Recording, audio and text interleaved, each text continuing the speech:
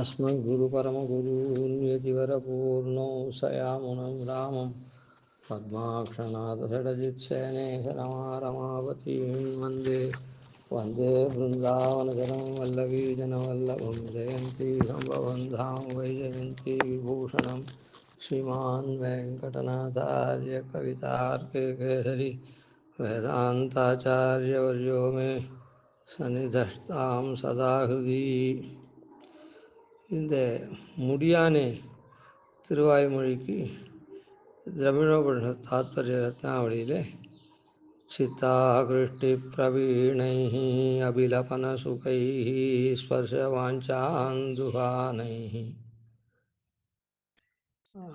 ஆதத்வானைர்திதிருக்ஷாம் ஸ்ருதி ஹீத சஹித ஆத்ம நித்யாதரார்கைः விஸ்லேஷாக்ரோஷகிருத்பிः ஸ்மரதரதிகரைः தத்தசாயுஜ்யசங்கைः குர்வாணைः பாலலௌல்யம் மிளிதகுணகணைः நித்யதிருஷ்யாங்கமஹா அப்படின்னு சாதிச்சார். அதில் சித்தாகிருஷ்டி பிரவீணை நம்முடைய மனசை ஈர்க்கிறதுல ஆகர்ஷணத்தில் பிரவீணம், அதாவது சமர்த்தமாக இருக்கக்கூடிய குணகணங்களை உடையது. எம்பெருமானுடைய குணங்களை உடையவன் அர்த்தம். அது முடியானே மூவலகம் தொழுதேத்தும் சீரடியானே ஆழ்கடலை கடைந்தாய் உள்ளூர் கொடியானே கொண்டல் வண்ணா அண்டத்தும்பரில் நடியானே அப்படின்னு மனசில் அவனுடைய சேஷ்டித்தங்கள்லாம் நினைக்கும்படி பண்ணுறது. அபிலபன சுகை, இது ரெண்டாவது பாட்டு. அபிலபன சுகைன்னா வாக்கு அப்படியே பிதற்றணம் போல் இருக்குது. அப்படி அந்த மாதிரி ஒரு சுகத்தை ஒருத்தர் நமக்கு ரொம்ப வேண்டி வாழ்ந்தா அவளை மனசில் நல்லவான்னு நினைப்போம். இன்னும் ரொம்ப வேண்டி வாழ்ந்தா அவர் எப்படி தெரியுமா, அது எப்படி தெரியுமா அப்படின்னு அவரை வாக்கால் ஸ்தோத்திரம் பண்ணுவோம். மாறுதலாக இருக்கிற விஷயத்தில் ஒருத்தன் வேண்டாதவன்னா மனசு அவன் பேரில் பாயும் எப்போவும். அது இன்னும் உத்கட்டமாக அவன் துரோகம் பண்ணிட்டான்னா இப்படி என்ன துரோகம் பண்ணிட்டான், இப்படி என்ன துரோகம் பண்ணிட்டான்னு வாக்கு அப்புறம். அதாவது எப்போவுமே மனசு முதல்ல பிரவர்த்திக்கும். அந்த மனசு பிரவர்த்திச்சத வாக்கு அதிகமாச்சுன்னா அது வாக்கால் பிரவர்த்திக்கும் அப்படின்னு சாஸ்திரம். வாக்கால் பிரவர்த்திக்கிறதுன்றது மற்ற கரணங்கள் மற்ற இந்திரியங்களுக்கும் உபலட்சணம். இப்போ ஒருத்தரை நாம் ரொம்ப மனசால் கொண்டாடுறோம், ரொம்ப வேண்டியவா அப்படின்னா அவள் நம்ம மனசுக்கு வரப்போகிறான்னா அவள் வரப்போகிறா, அதான் அதை மனசு வரப்போகிறான்னு நினைக்கும். அவள் வரச்சே என்ன பண்ணும், வா வா வா வா வா அப்படின்னு வாயால் சொல்லும். அப்புறம் கால் எழுந்து போய் நடந்து கேட்டை திறந்து கையால் கேட்டை திறந்து அதெல்லாம் பண்ணும். அதனால் மனசில் ஒரு ஆர்வம் அவளை பற்றி இருந்ததுன்னா உடனே மற்ற இந்திரியங்கள்லாம் வாக்கு தொடக்கமான இந்திரியங்கள்லாம் அது அந்த காரியத்தை பண்ணும். முதல்ல வாக்கு, அப்புறம் காலால் போய் நடக்கிறது, கையால் அவள் பொட்டியெல்லாம் வாங்கிட்டு வந்து பேக்கெல்லாம் வாங்கிட்டு வந்து பண்ணுறது, இன்னும் என்னென்ன உண்டோ அந்த மாதிரி எல்லாம் எல்லா இந்திரியங்களும் அதில் அவள் சொல்கிறத கேட்கறது எல்லாம் நடக்கும். அதுபோல் இந்த ரெண்டாவது இதில் எம்பெருமானுடைய குணங்கணங்கள் என்ன பண்ணுறதுன்னா வாக்கால் அப்படியே பிதற்றும்படி பண்ணுறது, அப்படின்னு வாக்கால் ஸ்தோத்திரம் பண்ணும்படி பண்ணுறது அப்படின்னு. இப்போது மனசும் எம்பெருமானில் எடுத்த ஈடுபாட்டு நினச்சோம், அதே மாதிரி வாக்கும் சொல்லித்துன்னா அந்த எம்பெருமானுடைய அந்த அனுபவம் கிடைக்கிற வரை கிடைக்கிறது அப்படின்றதுனால அது வரையில் அது வெளியில் பட்டி போகாது. இப்போ உத்தர கிருத்தியத்தில் நாம தெரிஞ்சுக்க வேண்டிய அம்சம் என்னென்னா, அதான் ததியாரான ததியாரான காத்தால் டிஃபன் சாப்பிட்றது, அது சாப்பிட்றது, இது சாப்பிட்றது, காஃபி சாப்பிட்றது, 10 மணிக்கு அதெல்லாம் நிறுத்திடுவான்.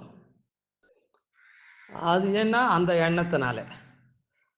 அதுபோல் இந்த இடத்துல என்றது அந்த எண்ணெய் அதிகமாச்சுன்னா விட்டுட்டமாச்சுன்னா இந்த மாதிரி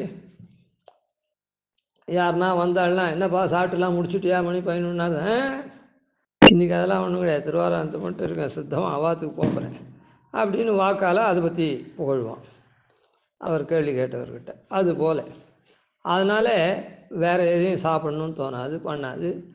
அதனால் எல்லா இந்திரியங்களும் அது மாறுதலான பிரவൃத்திக்கு போகாது அப்படின்றதுனால மனசு முதல்ல சொன்னார். இப்போ வாக்கை பற்றி சொல்கிறார்.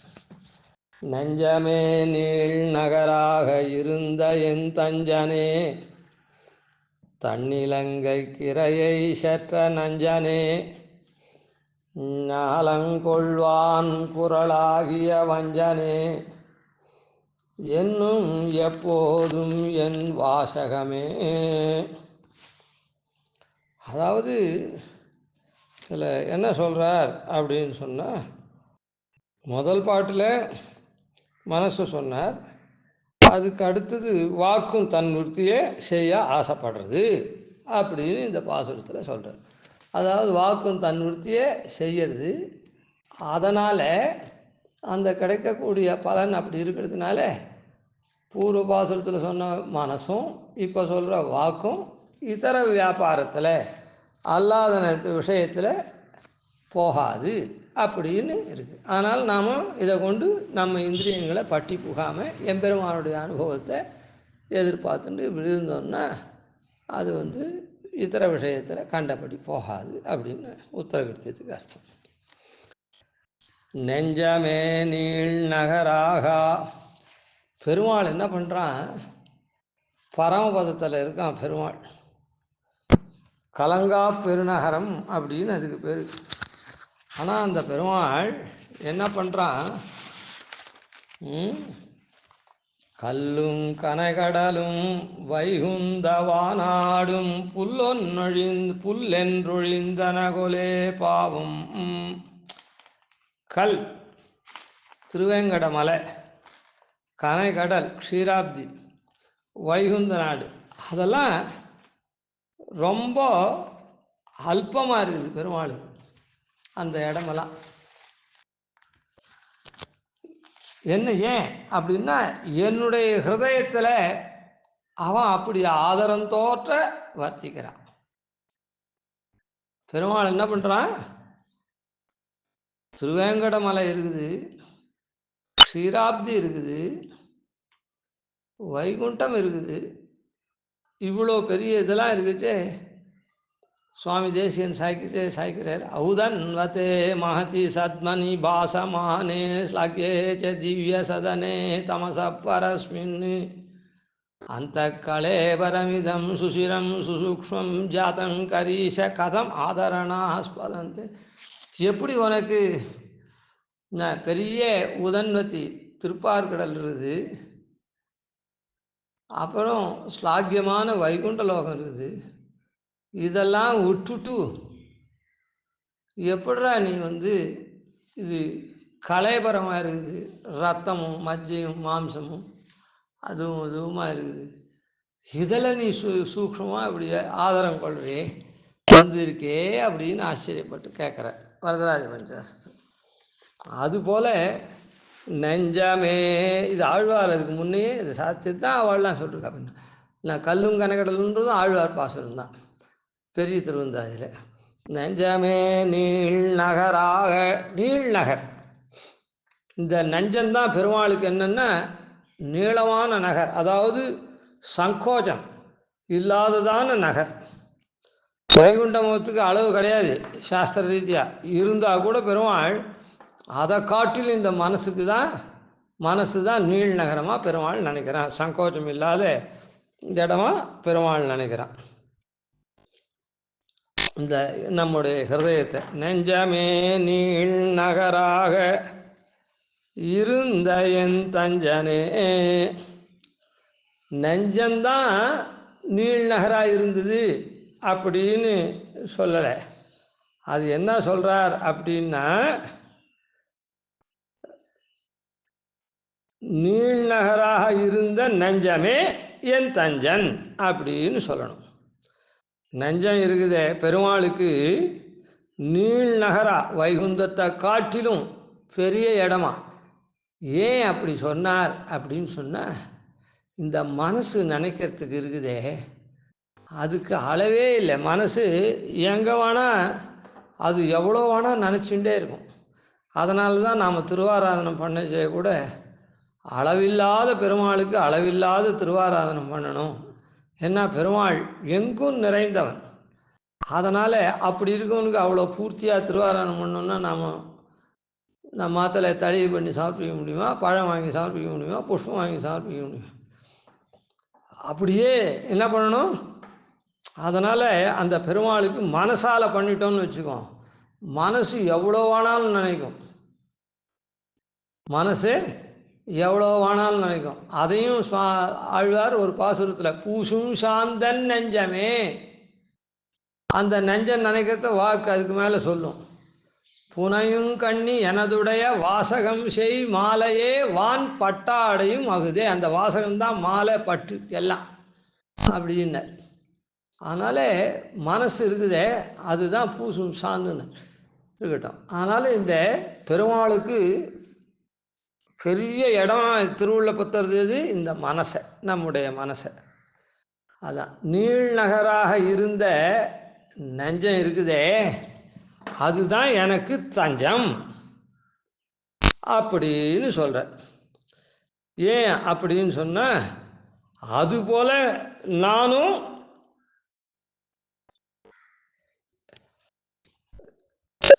வாக்குன்றத போல் மற்ற இந்திரியங்களும் நாங்களும் அதுபோல் பெருமாளுக்கு ஆகணும். எப்போவும் பெருமாளை ஸ்தோத்திரம் பண்ணணும், எப்போவும் கையால் கூப்பணும், எப்போவும் அவன் கோவிலுக்கு காலால் நடக்கணும், எப்போவும் அவனையே பார்த்துட்டுருக்கணும், எப்போவும் இரு கைகளாலேயும் புஷ்பத்தை அர்ச்சிக்கணும், எப்போவும் அவனுடைய கதைகளையே கேட்டுருக்கணும் காது. இப்படின்னு அந்த நெஞ்சம்தான் நமக்கு தஞ்சம். அதாவது தஞ்சம்னா நாம் உய்யக்கூடிய வழியை காட்டக்கூடியது. நஞ்சம் எப்படி எப்போவுமே என்ன கிடக்கும் என் நெஞ்சமேன்னு சொன்னாரല്ലോ, அப்படியே என்ன பெருமாள் இடத்துலையே ஈடுபட்டு கிடக்கிறது அவனுடைய குணநலன்கள்லேன்னு சொன்னாரല്ലോ, அதை போல் எனக்கும் தஞ்சம். அதுன்னா நான் நெஞ்சத்தை பார்த்து தான், நெஞ்சம்தான் எனக்கு வழிகாட்டி. அதனால் நானும் அதுபோல் எப்போவுமே வாக்கால் ஸ்தோத்திரம் பண்ணுவேன் அப்படின்னு வாக்கு இந்திரியம் சொல்கிறது. இது உபலட்சணம். அதனால் கை எப்போவும் அர்ச்சனை பண்ணுவேன், எப்பவும் நான் கை தொழுவேன், கால் எப்பவும் அவனுடைய கோவிலை பிரதட்சணம் பண்ணி அது பண்ணி இது பண்ணி கோவிலுக்கு போய் பிரதட்சணம் பண்ணி அதெல்லாம் பண்ணிட்டு இருப்பேன் அப்படின்னு ஒவ்வொன்றும் சொல்கிறது அப்படின்னு அர்த்தம். அதனால்தான் நெஞ்சமே தஞ்சனே.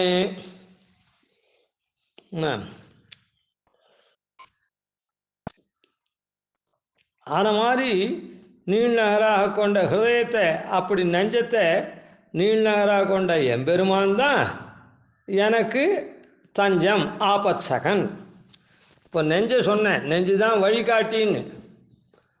ஆமாம், அதை போல் எனக்கும் அவன் எப்போவுமே நான் ஸ்தோத்திரம் பண்ணும்படி அருளணும். அதனால் அந்த நெஞ்சத்தை எப்படி நீள் நகரமாக கொண்டானோ, அதாவது சங்கோச்சம் இல்லாத இடமா பெரிய இடமா கொண்டானோ, அதை போல் என்னுடைய வாக்கையும் எப்பவும் சங்கோச்சமற அவனை புகழும்படியாக அவன் எனக்கு அருளணும். அவன் தஞ்சன். நெஞ்சவே அந்த நெஞ்சத்தையே நீள்நகராக கொண்ட இருக்கக்கூடிய எம்பெருமான் எனக்கு தஞ்சன்.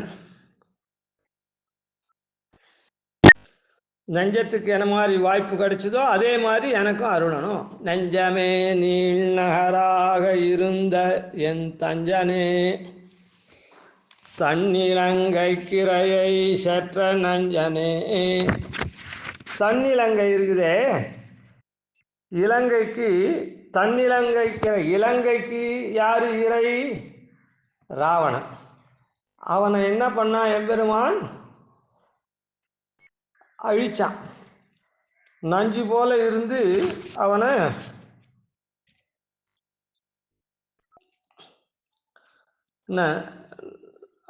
நஞ்சு போல இருந்து அவனை முடித்தான். விஷம் எப்படி கொல்லுமோ அதை போல அவனை எம்பெருமான் அழித்தான். எதுக்கு அழித்தான் அப்படின்னு சொன்னால்,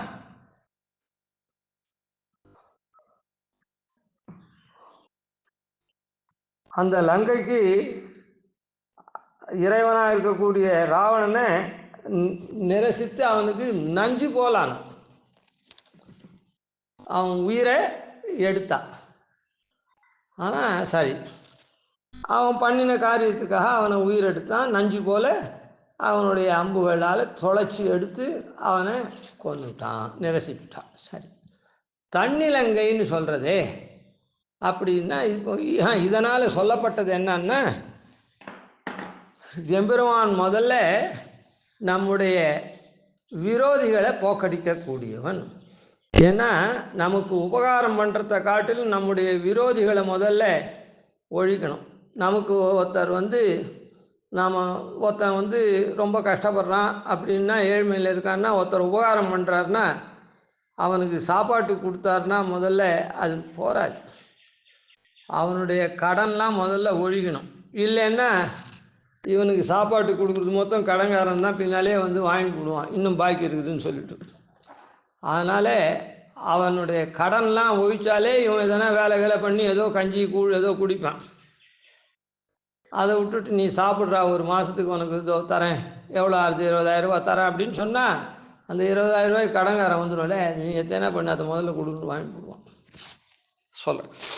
அதனால் இப்போது அந்த மாதிரி அந்த எம்பெருமான் எனக்கு தஞ்சனாக இருக்கானே, எப்படி நெஞ்சுக்கு அளவில்லாத அனுகிரகம் பண்ணானோ, அளவில்லாத இடமா, அது மாதிரி என்னுடைய ஸ்தோத்திரம் அளவில்லாதபடி அருளணும். அவன் தான் தஞ்சன் எனக்கு அந்த மாதிரி பண்ணுறதுக்குன்னு சொன்னார்.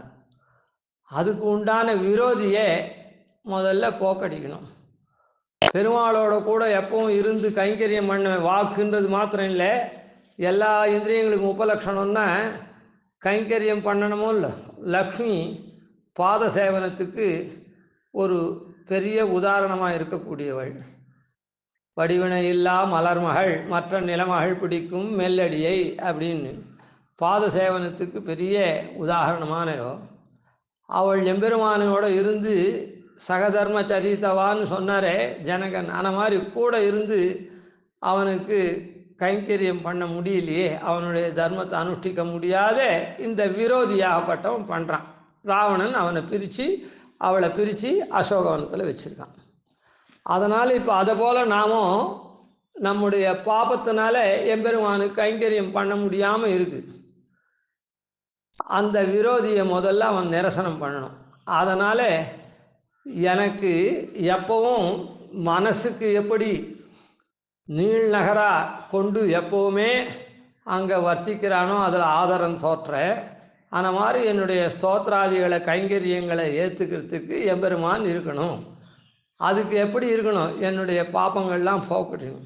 அதனால தான் இந்த பாப்பியை நிரசனம் பண்ண விஷயத்தை சொல்கிறேன் இந்த இடத்துல.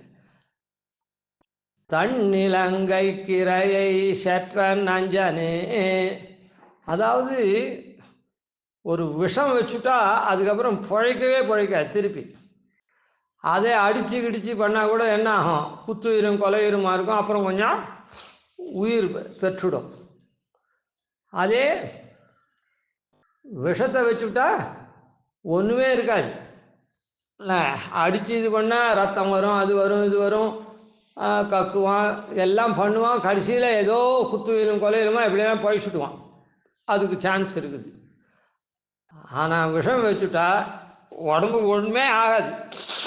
பார்க்கறதுக்கு முழு உடம்பு அப்படியே தான் இருக்கும், ஆனால் போயிடுவான். அதனால் தன்னிலங்கை கிரையை சற்ற நஞ்சனே, நஞ்சு போன்றவனே, விரோதி நிரசனத்துக்கு நஞ்சு போன்றவனே அப்படின்னு. இதில் தன்னிலங்கைக்கிரை அப்படின்னு சொன்னார். தன்னிலங்கை அப்படின்னா குளிர்ச்சி பொருந்தியது, தன்மை அப்படின்னா குளிர்ச்சி, அழகு எல்லாத்துக்கும் பேர். எப்படி ஒரு இடத்துக்கு குளிர்ச்சியோ அழகோ இருக்குது அப்படின்னு சொன்னால் தன்மை எப்படி வரும்னு சொன்னால், எந்த இடத்துல கட்டுக்கோப்பாக இருக்குதோ அந்த இடத்துல அழகாக இருக்கும். ஒரு நீச்ச உதாரணம் சொன்னால் தான் இது புரியும். இப்போ திருடன் இருக்கான், அதாவது சினிமாவில் நிறைய பார்ப்போங்கன்னு நினைக்கிறேன் அநேகம் பேர். அவன் என்ன பண்ணுவான்னா அவனுடைய பாஸ் என்ன சொல்கிறானோ அதை மீற மாட்டான். அந்த மாதிரி இருக்கிற இடத்துல அது கட்டுக்கோப்பாக இருக்கும். அந்த இடத்துல எந்த ப்ராப்ளமே வராது, எந்த ஆபத்தும் வராது. ஏன்னா அவள் கட்டுக்கோப்பாக இருக்கிறதுனால. ஆன மாதிரி இந்த அரக்க கூட்டத்துக்கெல்லாம் இவன் தலைவனாக இருந்து யாரையும் மீறி இவன் வேணால் சீத்தையை பரதாரத்தை கமனம் பண்ணிட்டு கொண்டு வந்து வச்சுருக்கானே தவிர, ஆன மாதிரி அந்த இலங்கையில் யாருன்னா பண்ணுவாளா? பண்ண மாட்டான். ராஜாவே கொண்டு வந்திருக்கான் ராவணனே, நாமும் வந்து பரதார கமனம் பண்ணுவோம் அப்படின்னு பண்ணுவாளா? அப்படி அடக்கி ஆள்றவன். அதனால் தன்னிலங்கை அப்படின்னு சொன்னார். அதாவது கட்டுக்கோப்பு கொலையாதபடியான அந்த இலங்கையை வச்சுருக்கவன், கட்டுக்கோப்பான இலங்கைக்கு இறைவனாக இருக்கக்கூடியவன். அவன் வேணால் இந்த காரியத்தை பண்ணிருக்கான் அரக்கன். ஆனால் அந்த ராட்சச கூட்டங்கள் மொத்தத்தையும் அடக்கி ஆண்டு கட்டுக்கோப்பு கொலையாது அப்படி வச்சுருக்கான். அப்படி இருக்கக்கூடிய அந்த ராவணனை நிரசித்தவன், அவனுக்கு நஞ்சு போன்று உயிரை எடுத்தவன் அப்படி. அதனால் ஆசிரித்த விரோதியினுடைய நிரசனம் சொல்லப்பட்டது. ஞாலங்கொள்வான் குரலாகிய வஞ்சனே, ஞாலங்கொள்வான் குரலாகிய வஞ்சனே. அதாவது மாவலிக்கிட்டேந்து லோகத்தை யாசிச்சு பெற்றான். அதுக்கு என்ன பண்ணால் அவங்ககிட்டேருந்து அந்த லோகத்தை வாங்கி இந்திரனுக்கு கொடுக்கறதுக்காக, இந்திரலோகத்தெலாம் இவன் இப்போ அடித்து பிடிங்கிட்டான். அதனால் அதை திருப்பி இந்திரனுக்கு கொடுக்கறதுக்காக யாச்சகம் பண்ணான். அதுக்காக என்ன பண்ணான்? குரலானான். குரட் பிரம்மச்சாரியாய் அப்படின்னு சொல்கிறா போல ஒரு சின்ன பையனாக பிரம்மச்சாரியாக வந்தான். யாச்சகம் வாங்கணுமே, அதனால் பிரம்மச்சாரியாக வந்தான். சின்ன பையனாக வந்தான். சிறுகாலை காட்டி அப்புறம் பெருங்காலால் அளந்து ஏமாற்றிட்டான், வஞ்சகம் பண்ணாங்க. ஏன் இப்படி அப்படின்னு சொன்னால், இந்த இடத்துல அவன் எம்பெருமான் என்ன பண்ணுறான் அப்படின்னு சொன்னால், இவன் வந்து இவனிடத்துல மாவலியினிடத்துல இந்திரனுடைய லோகத்தை பரிவப்படுத்தி தான் ஆள்றான், தன் கைக்குள்ளே கொண்டு வந்தான். ஆனால் இருந்தாலும் யாகமெல்லாம் பண்ணுறேன் அப்படின்னு சொல்லி யாகத்தில் கேட்குறவாளுக்கெல்லாம் தானம் கொடுக்கணும். நிறைய இவனே தானம் கொடுக்கணும், கேட்குறவாளுக்கு தானம் கொடுக்கணும். அப்போ தான் யாகம் பூர்த்தி ஆகனால அப்படி ஒரு தர்ம காரியத்தை அது பண்ணுறான். அப்படின்னு ஒரு தர்ம ஆபாசம் அவன் இடத்துல இருக்குது. அது நல்ல தர்மமா அப்படின்னு சொன்னால், ஓர் அடித்து ஒலைய இந்திரன் அடித்து இங்கே வச்சுட்டான், ராஜ்யத்தை தான் ஆள்றான். ஆனால் யாகம் மாத்திரம் பண்ணுறான், ஏதோ தர்மம் பண்ணுறான். அதனால் இப்போ என்ன பண்ணார், அந்த ஒரு தர்மத்தை கை கொண்டு அவங்ககிட்ட அந்த தர்ம குணம் இருக்குதோ இல்லை, அதுக்காக இவனை போல நினைக்காம ராவணனை போல ராமாவதாரத்தில் நினச்ச மாதிரி பண்ணாமல் இவன் என்ன பண்ணுறான், வஞ்சகமாக குரலானான். ஞாலங்கொள்வான் குரலாகிய வஞ்சனே, ஞாலங்கொள்வான் குரலாகிய வஞ்சனே. வஞ்சகம் பண்ணி அந்த ஞாலத்தை கொண்டு மீட்டு இந்திரனுக்கு கொடுத்தவனே அப்படின்னு. இதுவும் ஆசிரித்தாளிடத்தில் இருக்கக்கூடிய விரோதி தான், விரோதி நிரசனம்தான், விரோதியை போக்கடிக்கிறது தான். ஆனால் அந்த இடத்துல நஞ்சு போல போக்கடித்தான், இந்த இடத்துல வஞ்சனம் பண்ணி இந்த விரோதியை போக்கடித்தான்.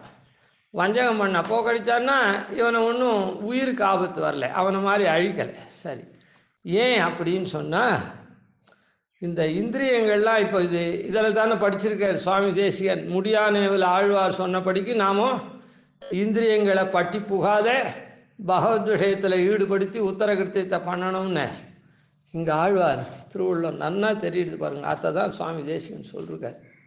சுவாமி தேசிகன் அவ்வளோ ஆழ்ந்து அதில் செஞ்சொல் தமிழ் மறைகள் தெளிந்துரைப்போன் வாழியே அப்படின்னு சொல்கிறோமே. அதாவது அந்த இடத்துல தன்னிலங்கை கிரையை செற்ற நஞ்சனே அப்படின்னு இலங்கையை அழகாக வச்சுருந்தான்.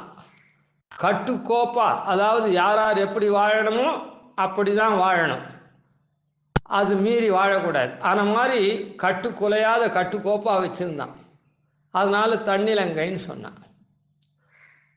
ஆனால் அப்படி கட்டுக்கோப்பாக வச்சுருந்துச்சே தான் மாத்திரம் தப்பு பண்ணான். தான் மாத்திரம் தப்பு பண்ணான்னா சீத்தையை அபகரித்து கொண்டு அங்கே வச்சுருந்தான், சிறை எடுத்தான். சரி, அதுபோல் இந்த இடத்துல நாம் என்ன பண்ணுறோம், நாமும் நம்முடைய சரீரத்தெல்லாம் கட்டுக்கோப்பாக வச்சு இந்த ஐகிக ஆமுஷ்மிக பலன், இம்மை செல்வம் மறுமை செல்வம்னு இருக்கக்கூடிய சாஸ்திர விகிதமான காரியங்கள்லாம் பண்ணி நாமும் இது பண்ணுவோம். என்ன பண்ணுவோம், அல்ப பலன்கள்லாம் கேட்போம். அதாவது இந்த பலன் இருக்க ஐகிக ஆமுஷ்மிக பலன்லாம், ஐகிக பலன்னா இவ்வுலகத்து பலன், நாம் இந்த சரீரத்திலேயே அனுபவிக்கக்கூடிய கொண்ட பெண்டிர் மக்கள், அதெல்லாம் பசு புத்திர மித்ராதிகள்லாம். மறுமை பலன்றது தேவலோகத்துக்கு போகிறது, இந்திரனா போகிறது, சந்திரனா போகிறது, இப்படியெல்லாம் மறுமை பலன் ஆமுஷ்மிகம். இதெல்லாம் தப்பா அப்படின்னு சொன்னால் வேதத்திலேயே சொல்லியிருக்கு. பெரும்பாலும் இந்த பலனை கேட்டால் கூட தரக்கூடியவன் தான், சதுர்ணாம் புருஷார்த்தானாம் தாத்தான். இது ஒரு சாஸ்திரியமாக இருந்தால் கூட எம்பெருமான அடையிறதுக்கு இது உதவாது. அதனால் இந்த இந்திரியங்களை கொண்டு, நம்முடைய இந்திரியங்கள்லாம் கொண்டு நாம் என்ன பண்ணுறோம், யாக யஜ்ஞாதிகள்லாம் சாஸ்திரத்தில் சொன்னபடிக்கு பண்ணி இம்மை மறுமை பலன்களை பெறுறோம். இதை அதாவது கட்டுக்கோப்பாக தான் நம்ம வச்சுட்டுருக்கோம். இந்திரியம் என்ன, இந்திரியம் நம்முடைய கண்ட்ரோலில் தான் இருக்குது.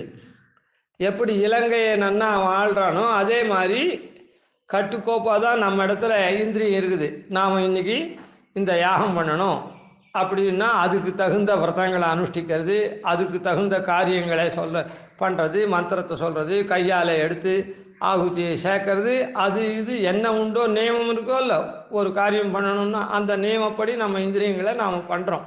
ஆனாலும் கட்டுக்கோப்பாக தான் வச்சுட்டுருக்கோம் இந்த இதை. ஆனால் என்னது இது, அவள் எப்படி இதர மனைவியான ராமனுடைய மனைவியை ஆசைப்பட்டு சிறை வச்சானோ அதுபோல் இதர பலன்களை நாம் ஆசைப்படுறோம். அதனால் இதை ஒழிக்கிறதுக்கு இது என்ன, பெருமாள் நஞ்சு போல இருக்கான்னு சொல்லிது. இதை திருப்பி இந்த ஆசையே, இதர ஆசையே வரக்கூடாது, இதர ஆசையே நமக்கு வரக்கூடாது. அதனாலே அந்த ராவணனுக்கு இதர ஆசை வந்தது. ஆனால் தன்னுடைய நகரத்தை கட்டுக்கோப்பாக வச்சிருந்தா கூட இந்த மாதிரி ஆசை அவனுக்கு வந்தது. அதுபோல் நாமும் நம்முடைய சரீரத்தை வைதிக காரியம் பண்ணுறதுக்கு உண்டான ஸ்ரத்தையாக வச்சிருந்தா கூட மட்டமான பலனில் அழிஞ்சு போகிற பலனாக இருக்கக்கூடிய இந்த பலனில் ஆசை வைக்கிறோம். அது நஞ்சு போல் அவன் ஒழிக்கிறான் அப்படின்றத முதல். இந்த ரெண்டாவது இருக்க ஞாலங்கொள்வான் குரலாகிய வஞ்சனே அப்படின்னு. இப்போ இந்த சரீரம் இருந்தால் தான் எப்படியும் நாம் உபாயத்தை அனுஷ்டிக்க முடியும். சரணாகதியை கூட, சரீரம் இல்லாத சரணாகதியை கூட அனுஷ்டிக்க முடியாது. ஆனால் சரணாகதி அது அந்த மாதிரி ஆசையெல்லாம் போயிடுத்துன்னா கூட நாம் சரணாகதி பண்ணாத நான் என்னுடைய அப்படின்னு அகங்காரத்தோடு வர்த்திச்சுட்டு இருக்குமோல்ல, இந்த சரீரம் என்னுடையது அப்படின்னு. அதனால் இந்த சரீரத்தில் இதர பொருள்களில் அபிமானத்தை ஒழிக்கிறது அந்த நஞ்சனேன்னு சொன்னார். சரீரத்தில் நமக்கு நம்முடைய சரீரம்னு அபிமானம் வச்சுட்டு இருக்குமே, ஒழிக்கிறது வஞ்சகமாக ஒழிக்கிறான். அதாவது என்னன்னா, சரீரத்தையும் அவனிடத்தில் ஆத்மாத்மீய பரசமர்ப்பணம் அப்படின்ற ரீதியில் என்னையும் என் உடமையும் உன் சக்கர பொறியொற்றி கொண்டு நின்னருளே புரிந்திருந்தேன்னு நான் அப்படின்னு அகங்காரம், இந்த சரீரத்தை நான் நினைக்கிறதோ இல்லை என்னுடைய இதுன்னு நினைக்கிறதோ இந்த சரீரத்தை. ஏன்னா அந்த சரீரம் இருந்தால் தான் அவனிடத்துல பரநியாசமும் பண்ண முடியும், அப்புறம் உத்தர கிருத்தியமும் பண்ண முடியும். அதனால் இந்த சரீரம் ஓணும் நமக்கு. ஆனால் இந்த சரீரம் நமக்காக பாடுபடக்கூடாது. அதாவது இங்குற்றைய பலனுக்காக பாடுபடக்கூடாது. அதுக்காக அது என்ன பண்ணுறது, இந்த சரீரம் என்ன பண்ணுறான், அது என்ன அவனுக்காக ஸ்வஸ்மை சுப்ரீத்தே ஸ்வயமேவ காரித்தி ஸ்வயமேவ காரித்தவான், அதுக்காக அவனுக்காக தான் இது கைங்கரியம் பண்ணுறது அப்படின்ற ரீதியில் இருக்கணும். அதனால் இது என்ன பண்ணுறான், வஞ்சகம் பண்ணி இந்த சரீரம் நம்ம இடத்துலே வைக்கிறான். ஆனால் வஞ்சகம் பண்ணி இதனுடைய அபிப்பிராயத்தை மாற்றுறான். எனக்குன்னு இருக்கிறத இல்லை எல்லாம் பெருமாளுக்கு அப்படின்னு. அங்கே எப்படி மாவலியை ஒன்றும் பண்ணாமல் அவங்ககிட்டேருந்து வஞ்சகமாக அந்த பூமியை வாங்கினானோ, அதுபோல் இந்த சரீரத்தை பெருமாள் என்ன பண்ணுறான், தனக்கு அர்ப்பிக்கும்படி பண்ணுறான், சரீரத்தையும் சரீர செயல்களையும். அதனால் இந்த இடத்துல வஞ்சனே, இந்த 2 உதாரணம் சொன்னோம். அப்படின்னு என்னும் எப்போதுமென் வாசகமே. இப்படி பெருமாள் வெளியில் இருக்கக்கூடிய ஈடுபாடு, வெளி அனுபவங்களை பண்ணக்கூடிய ஈடுபாடுலாம் நஞ்சு போல ஒழிச்சு நம்ம சரீரத்தை நமக்காக பண்ணுறது அப்படின்னு இருக்கிறத வஞ்சகம் பண்ணி அவனுக்காக பாராத்தியம்சம் சுதி சதசிர சித்தம் அத்தியாபயந்தி, நான் உனக்கு கைங்கரியம் பண்ணுறவன்னு நூற்றுக்கணக்கான சுத்தியில் சொன்னபடிக்கு நான் உனக்கு கைங்கரியம் பண்ணுறவன், நீ ஏற்றுக்கணும் அப்படின்னு பெருமாளுக்கே நாம் சொல்கிற மாதிரி நம்ம வஞ்சகம் பண்ணி மாற்றிடுறோம். நாம் இதே காரியம்தான் பண்ணுறோம். நேற்றும் குளித்து சாப்பிட்டு ஆஃபீஸ் போய் சம்பாதிச்சு மனைவி மக்களோட வாழ்ந்து எல்லாம் பண்ணோம். சரணாகதி பண்ணாவிட்டும் இதெல்லாம் பண்ணுறோம்.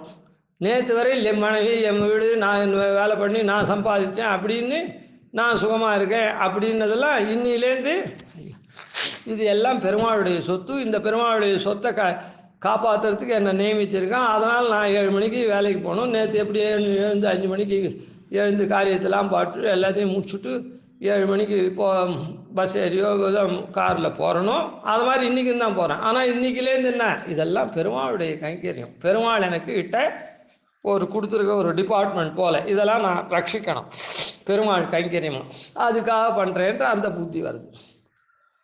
இப்படி என்னை மாற்றி அருளினானே, என்னுடைய மற்றதெல்லாம் சினிமா போகணும், அதை போகணும், இதை போகணுன்ற ஆசையெல்லாம் ஒழித்து, ஆனால் அதே சமயத்தில் இந்த வீடு கொண்ட பெண்டீர் மக்கள் எல்லாரையும் காப்பாற்றுறது அதெல்லாம் என்னுடையன்னு இல்லாத எம்பெருமானனுக்கு அருளின இது, அப்படி அதை நான் காப்பாற்றணும் அப்படின்னு பண்ணுறேன். அப்படின்ற இப்படி என்னை மாற்றி அருளினவனே அப்படின்னு வாசகம் ஸ்தோத்திரம் பண்ணுறது. நேற்று முடியானே மூலகம் நெஞ்சு சொல்லித்து இப்படி ஆளக்கூடிய எம்பெருமான் இந்த மாதிரி தன்மையானனா நஞ்ச போலையும் எனக்கு தஞ்சனாக இருந்து எனக்கு சரண்யனாக இருந்து பெருமாள் என்ன பண்ணுறான், என்னுடைய இதர ஆசைகளை ஒழித்து இந்த சரீரத்துக்கு பிரயுக்தமாக இருக்கிறதையும் எனக்குன்னு இல்லாமல் யான் எனதுன்னு இல்லாமல் இதெல்லாம் எம்பெருமானதுன்னு மாற்றக்கூடிய, வஞ்சகமாக மாற்றக்கூடியவன் அப்படின்னு இப்படிலாம் அருளி நம்ம உத்தரகிருத்தியத்தையும் நன்னா வச்சு கொள்ளக்கூடியவன் அப்படின்னு இந்த பாசுரத்தில் ஆழ்வார் அனுசந்தானம் பண்ணுறார். அத்ததான் அபிலபன சுகை இல்லை, அதாவது வாக்கு சொல்லினாதான் அதுக்கு சுகம் வரும் போல இருக்குது. இல்லைன்னா வாக்கால் சொல்லலைன்னா அது சுகம் உண்டாகாது போல இருக்குது. அதனால்தான் மனப்பிரவருத்தி வாக்கா பரிணமிக்கிறது. அதை இந்த இடத்துல காண்பிச்சார். இதுபடிக்கு நாம் உத்தரகிருத்தியத்தை பண்ணுறவதான் இருக்க வேணும். கவிதார்க்கே சிம்மாய கல்யாண குணசாலினே ஸ்ரீமதே வெங்கடேசாய வேதாந்த குரவே நமாதிவண்டோபாதிநிதி வர்யான்பஜேனிஷம் ஸ்ரீரங்கபூருஷடீசானபதாசிரயம் ஸ்ரீவத்சம்சலகம் வந்தே ஸ்ரீகிருஷ்ணதேசிகம்.